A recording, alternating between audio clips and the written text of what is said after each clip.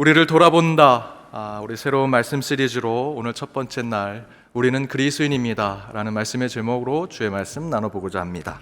제가 연동교회 부임하는 첫 해 2019년도 수요 기도회 때 로마서 강해를 한 해 동안 했습니다. 로마서 1장에서 8장까지 16장까지 있는데 절반까지만 제가 했습니다. 제목이 믿음에서 사랑까지라는 제목으로 함께 말씀을 나눴습니다. 보통 로마서는 믿음의 책이라고 얘기하죠. 로마서 1장 16절에서 17절 말씀 때문에 그런데요, 우리 함께 읽어보도록 하겠습니다. 함께 읽겠습니다. 내가 복음을 부끄러워하지 아니하노니 이 복음은 모든 믿는 자에게 구원을 주시는 하나님의 능력이 됨이라. 먼저는 유대인에게요 그리고 헬라인에게로다. 복음에는 하나님의 의가 나타나서 믿음으로 믿음에 이르게 하나니 기록된 바 오직 의인은 믿음으로 말미암아 살리라 함과 같으니라. 믿음으로 말미암아 의인이 된다, 믿음으로 구원을 받는다라는 기독교의 핵심적 교리가 이 구절에서 나오고 있죠. 로마서 첫 번째에 주제와 같은 말씀이 나옵니다. 곧 이신칭의에 대한 말씀이 나오는 것이죠. 그것을 통해서 우리는 로마서가 믿음의 책이라고 생각을 합니다. 실제로 마틴 루터가 중세 로마 카톨릭 교회가 공로와 행위를 강조하는 것에 비성경적인 타락한 모습을 보면서 바로 이 로마서 1장 17절의 말씀을 통해서 공로와 행위의 구원이 아니라 믿음으로 구원을 받는 것을 이야기하며 종교개혁을 이루었죠. 그 중세 교회는요, 들어오는 입구에 봉헌함이 있었습니다. 철제로 만들어진 봉헌함에 들어오는 예배자들이 헌금을, 봉헌을 할 때 동전을 넣어서 땡그랑 하는 소리를 통해서 구원이 이루어진다라고 생각했을 정도였습니다. 그 가운데 마틴 루터는 이 로마서 1장 17절의 말씀, 이 로마서의 말씀을 통해서 이렇게 외치지요. 솔라 피데, 솔라 그라시아, 솔라 스크립투라. 오직 믿음으로, 오직 은혜로, 오직 성경으로, 오직 말씀으로 우리는 구원을 받는 자가 된다라는 것을 외치며 종교개혁을 이뤄냅니다. 바로 이 오직 믿음으로 솔라 피데의 이 개혁교회의 정신을 뒷받침해 주는 것이 이 로마서의 말씀이라는 것입니다. 복음에 하나님의 의가 나타나서 믿음에서 의롭게 된다. 그런데 흥미롭게도 로마서를 계속 읽어보면 분명히 하나님을 믿는 믿음, 예수 그리스도가 나의 구원자라는 믿음을 통해 구원을 받는 것을 이야기하면서도요, 그 결론에 가서는 이런 이야기를 합니다. 로마서 8장 38절에 39절 말씀입니다. 함께 읽겠습니다. 내가 확신하노니 사망이나 생명이나 천사들이나 권세자들이나 현재일이나 장래일이나 능력이나 높음이나 깊음이나 다른 어떤 피조물이라도 우리를 우리 주 그리스도 예수 안에 있는 하나님의 사랑에서 끊을 수 없으리라. 로마서 1장에서는 그 전체 주제와 같은 믿음에 대한 말씀이 나오는데, 그 중간에 8장에서는 예수 그리스도 안에 하나님의 사랑에서 우리는 도저히 끊을 수 없다라고 하는 사랑에 대한 이야기로 마치더라라는 것입니다. 로마서는 믿음을 강조하는 책입니다. 종교적인 공로, 종교적인 행위를 다했다라고 해서 구원을 받는 것이 아니다라는 거죠. 공로로, 행위로, 선행으로 구원받는 것이 아니다. 여러분이 성인 군자가 되어서 돌을 득한다 할지라도 구원받는 자가 아니라는 것입니다. 오직 믿음으로 구원받는 것이다. 더불어 이 로마서에서는 누구도 끊을 수 없는 하나님의 사랑을 통해서 구원이 이루어지는 것을 증거하는 말씀이 로마서입니다. 올해 돌아가신 이어령 박사님은 철저한 무신론자였습니다. 70이 넘어서 예수를 믿기 시작했죠. 본인의 간증으로 딸 이민아 목사 때문에 예수를 믿었다 증거합니다. 딸도 철저한 무신론자였습니다. 똑똑한 사람이었고요, 법을 공부해서 미국에서 잘 나가는 변호사였습니다. 늘 콧대가 높았고 자기 아버지가 이어령 박사, 모든 한국 사람들이 다 존경하고 그의 강연을 듣고 싶어하는 분이 자기 아버지인데도 불구하고 아버지에게 결코 밀리지 않는 자였습니다. 세상 속에서 자신만만했던 딸, 그랬던 딸이 병에 걸리고 좌절스러운 인생을 경험하면서 모든 것이 나락에 떨어지죠. 그런데 어느 날 그 딸이 변화가 되었습니다. 다시 만났더니 그가 그 나락에 떨어진 인생을 살아가는 것이 아니라 새로운 인생으로, 몸은 변들었지만 새로운 세상을 보며 살아가는 존재가 되어 있다는 것이죠. 그리스도인이 되어 있던 것입니다. 그 딸의 아버지인 이어령 박사님은 세상에서 가장 잘 나가는 명예와 부를 모두 가진 사람이었지만 정작 딸이 아파 누웠는데 자신은 아무것도 해주지 못하는 것을 깨닫게 되시죠. 그런데요, 그 딸은 도리어 그 아버지는 아무것도 하지 못하지만 그 딸은 오히려 마음의 평안을 찾습니다. 담담하게 자신의 병을 맞이하고요, 끝내는 치유를 받게 되는 것을 경험하게 됩니다. 그러면서 말합니다. 육의 아버지인 자신이 아니라 영의 아버지인 하나님을 통해 치유를 받았다. 그러면서 이여령 박사님은 계속해서 이렇게 얘기합니다. 암에 걸렸을 때도 얘 옆에는 내가 없었는데 하나님 아버지는 그 곁에 있었습니다. 땅 위의 아버지가 아니라 하나님 아버지가 고통의 현장에 항상 같이 계셨습니다. 친아버지도 친구도 아니었고 뭐라 말할 수 없는 하나님 아버지가 딸을 도우셨습니다. 정작 딸을 치유하고 회복시킨 것은 세상에 눈에 보이는 대단한 명예와 유명세, 이여령 박사님이 갖고 계신 물질과 돈, 착하게 살아라 늘 강연하셨던 도덕과 윤리, 세상의 이치, 그래서 깨닫게 되는 득도와 해탈이 아니더라는 것이지요. 나는 그저 병상에 누워 신음소리만 내고 기도만 했는데도 나를 찾아오신 하나님 때문에 위로를 받고 치유를 받으며 구원을 받았다라고 하는 딸의 고백에 이 이여령 박사님도 세상의 모든 권세와 명예를 뒤로하고 아버지인 자신도 고치지 못한 딸의 병을 고쳐주신 그 하나님을 이제 나의 주인으로 모시겠습니다. 왜? 육의 아버지인 나도요, 내 딸을 그렇게 사랑함에도 불구하고 구원하지 못하고 치유하지 못하는 것을 깨닫게 되었고, 끝내 그 딸을, 내 자녀를 정말 사랑하는 것을 보여준 분은 하늘의 하나님이시더라. 그렇게 그도, 이여령 박사도 그렇게 그리스도인이 되었다 고백합니다. 바로 이런 우리 인간의 그 어떤 공로와 수고와 노력, 세상의 지위와 자랑으로 구원받는 것이 아니라 오직 하나님의 은혜, 예수 그리스도의 그 보혈로 우리에게 나타난 그 사랑만으로 구원받음을 믿고 감사하고 찬양하는 삶을 살아야 함을 가르치는 것이 바로 이 로마서 말씀입니다. 이처럼 바울은 로마서 1장에서 8장까지의 말씀으로 믿음으로 곧 사랑을 확증하고 사랑으로 곧 믿음의 열매를 보여줘야 한다라고 얘기합니다. 믿음의 책이 로마서 맞습니다. 하지만 믿음만 얘기하는 것이 아니고요, 반드시 그 믿음은 사랑이 함께 가야 한다는 것입니다. 믿음만 강조했다면 이단의 구원파처럼 믿음의 시점, 믿음의 장소, 믿음의 그 날짜가 중요하게 되겠죠. 언제 어디서 어떻게 몇 시 몇 분 몇 초에 믿게 되었느냐, 그것만 알면 너가 믿는 자가 되었으니 그 이후로는 하나님께서 세속의 복을 줄 것이다 라고 말하는 이단적 생각에 빠지게 될 것입니다. 그러나 바울은 믿음이 중요하지만 믿음이 전부가 아니라 말하지요. 믿음은 반드시 사랑을 담보해야 하고 사랑도 반드시 믿음이 뒷받침되어야 한다라고 이야기합니다. 오늘 제가 이런 다른 방법으로 한번 예를 들어보겠습니다. 믿음을 한 점으로 생각할 수 있죠. 여러분, 인격적인 하나님을 만났을 때 믿음을 갖게 되었잖아요. 한 점으로. 그런데 그 한 점으로는요, 타인과 이웃에게 다가갈 수 없죠. 사방에 흩어진 점이 있다고 생각해 봅시다. 여러분의 믿음이 어떻게 되어 있습니까? 오늘 내가 말씀을 통해서 하나님을 인격적으로 만났습니다. 그런데 그렇다고 오늘 저녁에 여러분이 성인군자처럼 살 수가 없습니다. 그 믿음대로 살지 못하죠. 때로는 믿음이 다시 약해져서 또 세상 사람들과 똑같은 삶을 살아갈 때가 있습니다. 그러다가 다시 주님 만나서 또 한 점이 생깁니다. 여러 점이 생기지만 이렇게 흩어진 점으로는요, 이웃과 타인에게, 하나님에게도 다가갈 수 없습니다. 여러분이 이렇게 교회에 와서 신앙생활을 하는 것은 뭐냐면 그 점을 하나하나 이어붙이는 것이죠. 여러분, 긴 선분이 있죠. 그 긴 선분은요, 그냥 직선이 있는 게 아니고요, 그 점 하나하나가 이어져서 긴 선분이 되는 겁니다. 저와 여러분의 믿음도 그와 같습니다. 특별히 교회 공동체를 통해서 여러분이 믿음을 계속해서 한 점 한 점 이루어진 그 믿음을 하나하나 이어갈 때 긴 선분과 같은 믿음의 삶이 되는 것입니다. 믿음으로 끝나서는 안 됩니다. 믿음의 한 시점에서 끝나면 안 되고요, 그 믿음의 시점이 하나하나 이어져서 믿음의 삶, 믿음의 사람이 되어야 한다는 것이죠.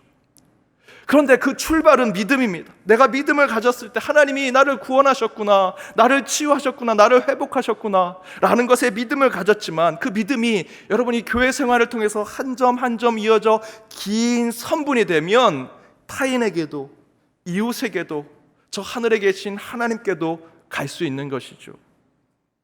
그런데 저희들은 그 믿음에서 시작됐지만, 우리가 생각했던 그 믿음이 이어져서 긴 선분과 같이 그 타인과 이웃과 세상에게 내 믿음이 전해지면 그들이 느끼는 것은 믿음이 아니라 사랑으로 느끼더라는 것입니다. 로마서 말씀이 그것을 얘기합니다. 1장에서 믿음에 대한 얘기를 하죠. 그 믿음이 이어져서 1장과 2장과 3장에 이어져서 8장까지 가서는, 마지막에 가서 너희들이 가진 그 하나님이 너를 구원하셨고 예수 그리스도의 보혈이 너를 거듭나게 하셨다라는 믿음이 하나하나 이어져 신앙의 삶으로 나아가면 끝내는 결코 끊을 수 없는 사랑으로 변하더라. 바로 이 로마서의 말씀이 그것을 우리에게 깨닫게 해주고 있는 말씀입니다. 믿음에서 사랑으로. 여러분이 시작한 것은 믿음이지만 그 믿음이 누군가에게 전해질 수 있는 믿음의 삶의 선분이 된다면 그 누군가는 하나님의 사랑으로 느끼게 될 것입니다. 그리고 이제 그것에 이어서 이 여름에는 로마서 강의 두 번째로 우리를 돌아본다라는 제목으로 함께 말씀을 나눠보고자 합니다. 특별히 9장에서 11장까지 말씀을 나눠보려고 하는데요, 거기에 큰 주제의 말씀이 우리를 돌아본다입니다. 왜 우리를 돌아본다라고 말씀을 전했을까? 로마서는 16장까지 되어 있습니다. 1장에서 8장까지는 앞에서 말씀드린 대로 믿음에서 사랑까지 이어지는, 믿음으로 의롭게 되는 그리스도인의 모습을 보여주고 있고요, 그 다음에 12장에서 16장까지는 바로 그렇게 의롭게 된 그리스도인의 삶의 실천적인 삶, 윤리적인 삶에 대한 얘기를 합니다. 그런데 바로 9장에서 그렇게 말씀이 나오면 좋겠는데, 로마서의 말씀을 보더니 9장에서 11장까지는 이스라엘 민족에 대한 구원을 이야기하고 있습니다. 믿음에 대한 신앙을 얘기하고 바로 그에 대한 구체적인 실천과 윤리에 대한 말씀을 하면 좋을 텐데, 왜 생뚱맞게 9장에서 11장에 이스라엘 민족의 구원에 대한 이야기를 하고 계실까? 이스라엘 민족이 누굽니까? 유대인들. 그들은 믿음이 아니라 행위와 공로, 선행과 율법으로 구원을 받는 자들이지요. 그런데 1장에서 8장까지 믿음의 확증인 사랑으로 구원을 받는다라고 하니, 그 선택받았다라고 생각하는 유대인들이 어떻게 생각하겠습니까? 나 믿음 필요 없어, 나는 이미 선민이야, 하나님께 택함 받았어, 아브라함 때부터 나는 구원받은 자야 라고 생각하는 것이죠. 그런데 바울이 바로 그 유대인입니다. 인격적인 하나님을 만난 믿음을 가진 자죠. 그런데 그의 민족을 생각하니 가슴이 답답하고 속상합니다. 그래서 그의 민족을 향해서 진정한 믿음과 사랑을 전하기 위해서 9장에서 11장까지 이스라엘의 구원에 대한 문제를 얘기하는 것입니다.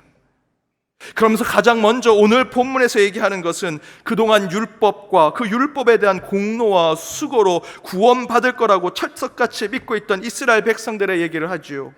곧 예수가 나의 구원자임을 믿는 믿음과 그 믿음의 확증인 사랑으로 구원을 받는다면 이미 조상으로부터 택함과 선택을 받았던 이스라엘 백성들은 어떻게 될 것인가?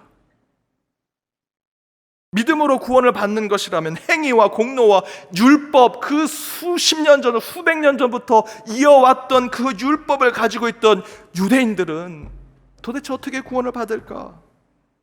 유대인들은 그렇게 생각하겠죠. 나는 택함을 받았어, 난 선민이야, 이미 구원받은 자야. 하지만 바울은 예수 그리스도를 통해서 그렇지 않음을 깨닫고 있었습니다. 그래서 9장에서 11장에 이스라엘의 구원에 대한 문제를 얘기하죠. 유대인들은 어떻게 구원을 받을까? 그런데요, 이 질문은 로마 교회를 향해 2000년 전 바울이 이 믿음에 대한 편지를 쓰는 것에서만 머물지 않고 있습니다. 이 질문은요, 지금 우리 시대에 이 자리에 앉아 계신 현대 그리스도인들과 우리 한국교회, 이 시대의 교회에게 던지는 질문과 같습니다. 하나님은 세상 사람들을 통해 우리에게 질문을 던집니다. 이 시대에 교회에 구원이 있는가? 현대 그리스도인들이 구원을 받을 수 있겠는가? 라는 질문이 오늘 이 말씀을 통해서 우리에게 던져집니다. 그리스도인이 된 저와 여러분 안에 구원받는 자가 없다라고 말씀드리는 것이 아닙니다. 반드시 그리스도인을 통해, 다른 이름을 우리에게 주신 적이 없죠. 예수를 나의 구원자라 고백하는 자들을 통해 구원을 이루십니다. 단 그것이 중언부언이요, 헛된 말인 그렇게 외치는 자들의, 그리스도인 겉모습만 그리스도인 옛것에 옛 신앙에 붙들어져 있는 자들에게 다 구원이 이루어지는 것이 아니라는 것입니다. 분명한 것은 이 시대에 세속화되고 물질화되며 진보와 보수 양쪽에 이념화된 교회에서는 절대로 구원의 소망을 볼 수 없습니다. 세습 중상층 사회라는 책이 있습니다. 이 책에 보면 돈과 물질, 권력과 힘을 가진 대형 교회가 아버지 목사에서 그 아들 목사로 세습하는 것을 그야말로 엘리트 세습이라고 얘기합니다. 저 높은 상위층에 하는 사람들의 세습, 엘리트들이 하는 것, 그 가운데 스스로 지금 이 자리에 앉아 계신 성도님들 대부분은 나는 중상층이야 라고 생각한다는 것이죠. 스스로 중상층이라고 생각하는 일반 성도들은 능력 있고 엘리트와 같은 이 큰 교회를 세운 그 목사가 아들에게 세습하는 거, 야, 이거는 정말 좋은 거구나, 엘리트들이 하는 것, 상위층들이 하는 것은 본받아야지 라고 생각한다는 것이죠. 내가 다니는 교회 엘리트 목사 부자가 세습하니 나도 닮아야겠다, 그래서 나도 내 아들에게, 내 자녀에게 내 능력과 재력을 그들에게 전해줘야겠다 라고 생각하더라는 것입니다. 사회학적 분석이긴 하지만 너무나 정확하지 않습니까? 이런 시대의 교회가, 교회에서 본이 되고 세상에 옳은 모습을 보여줘야 되는 높은 곳에 있는 지도자들이 이런 모습을 보이니 교회가 어떤 의로움을 세상에 보여줄 수 있겠습니까? 한 사회학자는 이렇게 얘기합니다. 교회가 세금에 대해 깨끗하지 아니한 모습을 보여주고 리더십을 바꾸는데 법과 공정과 상식을 지키지 아니하며 물질에 대해서 무당 점집보다도 더 기복주의에 빠져 있다면 어찌 교회가 믿음으로 구원에 이르며 사랑으로 이 땅을 천국으로 만들 수 있다라고 얘기할 수 있겠는가? 그래서 저는 오늘 이번 이 한 달의 설교의 전체 주제로 우리를 돌아보자, 우리를 성찰하자 라고 하는 말씀으로 우리를 돌아본다라는 전체 주제를 잡았습니다. 바로 그러한 교회 현실 속에서 우리는 오늘 본문에서 바울이 자신도 유대인인데 유대인으로서 변화되어야 하고 회개해야 하며 이제는 환골탈퇴하지 않으면 안 됨을 이야기하는 것이 오늘 본문의 말씀이죠. 그 가운데 1절에서 3절에 이렇게 얘기합니다. 우리 함께 읽어보겠습니다. 내가 그리스도 안에서 참말을 하고 거짓을, 나에게 큰 근심이 있는 것과 마음에 그치지 않는 고통이 있는 것을 내 양심이 성령 안에서 나와 더불어 증언하노니 나의 형제 곧 고륙의 친척을 위하여 내 자신이 저주를 받아 그리스도에게 끊어질지라도 원하는 바로라. 무슨 얘기입니까? 바울은 1절에서 양심을 가지고 성령 안에서 증언한다라고 얘기하죠. 유대인들이 제 아무리 선택받고 택함받은 백성이라도 믿음이 없으면 구원받을 수 없습니다. 나도 유대인이지만 다시 얘기합니다. 너희들이 받은 선민 사상으로 구원받을 수 없다. 반드시 예수 그리스도가 나의 주님을 고백하는 믿음으로만 구원받을 수 있다라는 것을 성령 안에서 증거하겠다는 것이죠. 그러면서 3절에서 그는 이렇게 얘기합니다. 내 나라의 사람, 내 민족이 구원받을 수 있다면 내가 저주를 받아 예수의 사랑에서 끊어질지라도 내 백성에게 복음을 전해야겠습니다. 여러분, 놀랄만한 바울의 증거가 아닙니까? 내 가족을 위해서, 내 민족을 위해서, 내 나라와 내 백성을 위해서라면 나는 저주를 받고 나는 지옥에 가도 좋습니다. 그럼에도 불구하고 저는 그들에게 복음을 전해야겠습니다. 사랑하는 내 민족이여, 율법과 공로로 구원받을 수 없습니다. 오직 예수, 오직 은혜, 오직 믿음으로만 구원을 받을 수 있으니 내 얘기를 들으십시오. 제발 예수의 말씀을 보십시오. 예수로 구원받으십시오 라고 증거하는 것이죠. 어디서 들었던 결단이 아닙니까? 모세가 시내산에서 하나님의 언약궤를 받기 위해서 깊은 산속에 들어갑니다. 그 가운데 시간이 지연이 되니 이스라엘 백성들이 그 애굽 땅에서 있었던 우상 숭배의 그 모습을 그대로 다시 나타내면서 하나님을 보여달라, 하나님을 보여달라. 금송아지를 만들어서 이게 하나님이다, 거기에 우상 숭배를 하지요. 그때 모세가 시내산에서 언약궤를 들고 내려와 그 모습을 보고 진노합니다. 그러나 인간의 진노, 모세의 진노보다 더 큰 하나님의 진노가 그 가운데 심판으로 나타나 이스라엘 백성들을 다 죽이려고 하시죠. 그때 모세는 하나님의 진노와 심판을 생각하며 이렇게 얘기합니다. 우리 함께 말씀을 읽어보겠습니다. 모세가 여호와께로 다시 나아가 여짜오되 슬프도소이다. 이 백성이 자기들을 위하여 금신을 만들어 쌓으니 큰 죄를 범하였나이다. 그러나 이제 그들의 죄를 사하시옵소서.